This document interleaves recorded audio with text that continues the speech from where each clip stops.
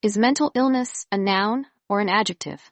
I believe that in the shallow understanding of the general public, mental illness is actually just a curse word. Do you all agree?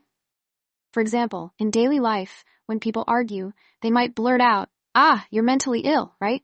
But if we analyze it from a professional legal perspective, how do we determine whether someone has a mental illness or whether they were in a state of mental illness at the time of committing a crime?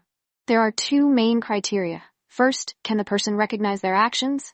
Second, can the person control their actions? Take murder as an example. First, do you know you are killing someone? Okay, I know. Second, can you control yourself from killing?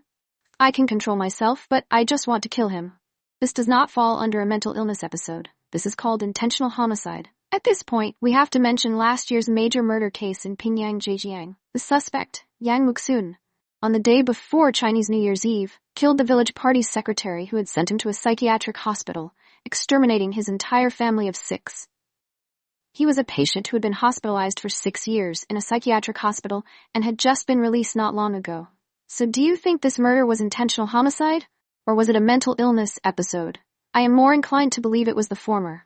First, did he know he was killing someone? Of course, he knew, because his target was very clear. He specifically aimed at the village party secretary's family of 6. Not one extra, not one less.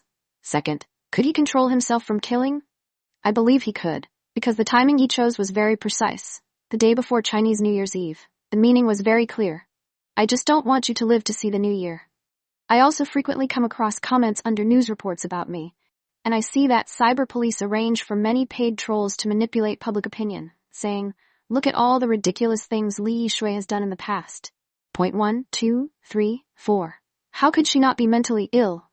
That's why I say some people, without any knowledge, try to manipulate public opinion, but they can't even get their arguments straight. Come on, let me teach you once again. There are only 2 necessary conditions to determine whether someone has a mental illness. Can the person recognize their actions?